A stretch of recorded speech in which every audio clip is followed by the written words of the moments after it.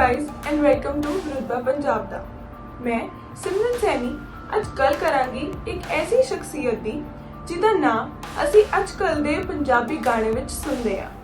इत्थों तक कि लोकां तां इह वी कहंदे ने कि सिंगर सिद्धू मूसेवाला भी इस शख्सियत नूं कॉपी ते फॉलो करदा है। जी हाँ, मैं गल कर रही हां रैपर टोपैक दी।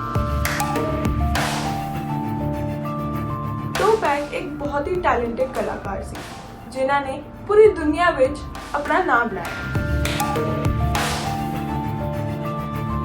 टोपैक एक अमेरिकन रैपर ते एक्टर रह चुके हैं ते उन्हां नूं दुनिया दा बेस्ट रैपर भी कहा जाता है ते उन्हां दा नाम Guinness book of world record विच as the highest selling rap artist भी दर्ज है ते उन्हां दी 7 करोड़ 50 लाख एल्बमां दी कॉपी पूरी दुनिया विच है ते 5 करोड़ ते सिर्फ यूनाइटेड नेशंस विच है।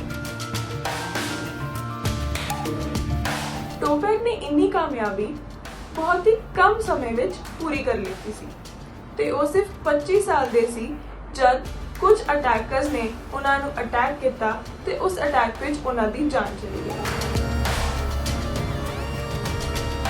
पर उन्हां दी डेथ तो 23 साल बाद भी लोग उन्हां नूं याद करदे ने ते फेमस रैपर्स भी उन्हां तो इंस्पिरेशन लैंदे ने। ते हुण असीं गल करांगे टोपैक दी लाइफ जर्नी बारे। 16 जून 1971 जिस दिन टोपैक दा न्यूयॉर्क सिटी विच जन्म होया। उहदे बायोलॉजिकल फादर दा नाम सी बिली कार्लिन ते उहदी मदर दा नाम सी अफीनी शाकुर ते वो दोनों ही ब्लैक पैंथर पार्टी के मैंबर सी, जिसे करके उन्हां उत्ते बहुत सारे क्रिमिनल चार्जिस भी सी। टोपैक दे पैदा होने तो 1 महीने पहले उहदी माता नूं 105 चार्जिस लगाए गए सी, जिस तो करके उसका बचपन क्रिमिनल ते गरीबी नाल कटिया। टोपैक ने पहली बारी 1983 दे एक लोकल प्ले विच एक्टिंग की ते उन्हां नूं एक्टिंग नाल प्यार हो गया। वो इस एक्टिंग विच अपना करियर स्टार्ट करना चाहते थे। फिर 1986 विच उन्हां दी फैमिली बाल्टीमोर मैरीलैंड विच शिफ्ट हो गई ते उन्हां ने अपना बचपन ते जवानी अलग अलग स्कूलों तो पढ़ाई करके पूरी की ते अपने स्कूल के दिनों तो ही वो एक फेमस रैपर बन गए सी ते उन्हां ने बथेरे कॉम्पीटिशन्स अपने स्कूल वालों जीते। फिर रैपिंग नूं लोकां तक पहुंचाने लई उन्हां ने लीना स्टैनबर्ग नाल मिलकर क्लासेस लेनी स्टार्ट कर। उसी साल लीना स्टैनबर्ग ने एक कॉन्सर्ट ऑर्गेनाइज कराया जिस दे विच टोपैक ने स्ट्रिक्टली डोप नाल परफॉर्म किया ते 1990 विच उन्हां ने डिजिटल अंडरग्राउंड ग्रुप नाल काम किया। उन्हां ने अपनी फर्स्ट एल्बम 1991 विच रिलीज की जिहदा नाम सी टू पैकालिप्स ते ओदे मेन टॉपिक सिगे पॉवर्टी, वायलेंस, रेसिज्म ते टीनेज प्रेगनेंसी। ये टॉपिक चुन के उन्होंने अपने लिए बहुत सारे लॉयल फैंस तो बना लेते, पर उन्होंने उत्ते बहुत सारी कंट्रोवर्सीज स्टार्ट हो गई। फिर टोपैक की दूसरी एल्बम रिलीज हुई 1993 विच, जिसने उसके पहले एल्बम दे भी सारे रिकॉर्ड तोड़ते ते उन्होंने बहुत फेमस बनाता।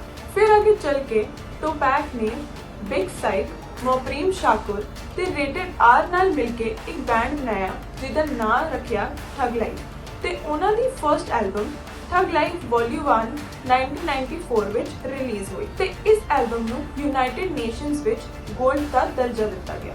इसी बीच टोपैक नूं बहुत सारे कंट्रोवर्सीज का सामना करना पिया ते उन्हां दे उत्ते बहुत सारे आरोप भी लगे ते सैक्सुअल असॉल्ट करके उन्हां नूं जेल भी जानी पई। जेल विच रहिंदे होए भी टोपैक बहुत सारी किताबां पढ़ते सी ते म्यूजिक के उत्ते काम करते सी ते उसी दौरान एक रॉबरी विच टोपैक के उत्ते गोलियां चलाईयां गईयां, पर वो बच गए ते उन्हां नूं कुछ भी नहीं हुआ।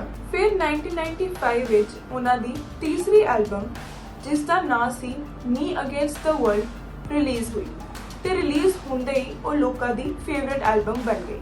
फिर ये एल्बम बिलबोर्ड के 200 के चार्ट विच पहले नंबर पे पहुंच गई ते फिर टोपैक तो मरण तो पहला एक एल्बम रिलीज हुई जिसका नाम see all eyes on me, JD 1996 which release हुई। उस एल्बम के 5 गाने ਇੱਕ ਮਹੀਨੇ ਵਿੱਚ ਮਲਟੀ ਪਲੈਟੀਨਮ ਬਣ ਗਏ। 7 ਸਤੰਬਰ 1996 ਨੂੰ ਉਹ ਮਾਈਕ ਟਾਇਸਨ ਦਾ ਮੈਚ ਦੇਖ ਕੇ ਆਪਣੇ ਦੋਸਤਾਂ ਦੇ ਨਾਲ ਵਾਪਸ ਆ ਰਹੇ ਸੀ ਤੇ ਰਸਤੇ ਵਿੱਚ ਕੁਝ ਅਟੈਕਰਸ ਨੇ ਉਹਨਾਂ ਦੇ ਉੱਤੇ ਅਟੈਕ ਕੀਤੀ ਤੇ ਗੋਲੀਆਂ ਵਰਸਾਈ।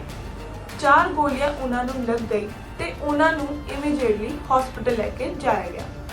6 ਦਿਨ ਤੱਕ ਉਹਨਾਂ ਨੇ ਆਪਣੀ ਮੌਤ ਦੀ ਲੜਾਈ ਲੜੀ ਤੇ 13 ਸਤੰਬਰ 1996 ਨੂੰ ਉਹਨਾਂ ਨੇ ਦਮ ਤੋੜਤਾ ਤੇ ਉਹਨਾਂ ਦੀ ਮੌਤ ਤੋਂ ਪਹਿਲਾਂ ਬਣਾਏ ਗਏ ਸੌਂਗਸ ਤੇ ਐਲਬਮਸ ਨੂੰ ਉਹਨਾਂ ਦੀ ਮੌਤ ਦੇ ਬਾਅਦ ਰਿਲੀਜ਼ ਕੀਤਾ ਗਿਆ। ਤੇ ਜੇ ਹੁਣ ਅਸੀਂ ਉਹਨਾਂ ਦੀ ਪਰਸਨਲ ਲਾਈਫ ਬਾਰੇ ਗੱਲ ਕਰੀਏ ਤੇ ਉਹਨਾਂ ਨੇ 1995 ਵਿੱਚ ਏਸ਼ਾ ਮੋਰਿਸ ਨਾਲ ਵਿਆਹ ਕਰਾ ਲਿੱਤਾ ਸੀ ਤੇ ਉਹਨਾਂ ਦੇ ਵਿਆਹ ਤੋਂ 1 ਸਾਲ ਬਾਅਦ ਉਹਨਾਂ ਦੀ ਮੌਤ ਹੋ ਗਈ। ਇੰਨੀ ਜਲਦੀ ਮੌਤ ਹੋਣ ਤੋਂ ਬਾਅਦ ਵੀ ਉਹ ਬਹੁਤ ਫੇਮਸ ਹੈਗੇ ਨੇ ਹਜੇ ਤੱਕ ਤੇ ਉਹਨਾਂ ਦੇ ਫੈਨਸ ਉਹਨਾਂ ਨੂੰ ਹਜੇ ਵੀ ਇਨਸਪੀਰੇਸ਼ਨ ਮੰਨਦੇ ਨੇ। ਐਂਡ ਆਈ ਹੋਪ ਕਿ ਤੁਹਾਨੂੰ ਟੋਪੈਕ ਦੀ ਇਹ ਕਹਾਣੀ ਪਸੰਦ ਆਈ ਹੋਵੇ ਤੇ ਅੱਜ ਦੇ ਲਈ ਇੰਨਾ ਹੀ। ਅਸੀਂ ਮਿਲਾਂਗੇ ਅਗਲੀ ਵਾਰ। ਤਬ ਤੱਕ ਦੇਖਦੇ ਰਹੀਏ ਰੁਤਬਾ ਪੰਜਾਬ ਦਾ।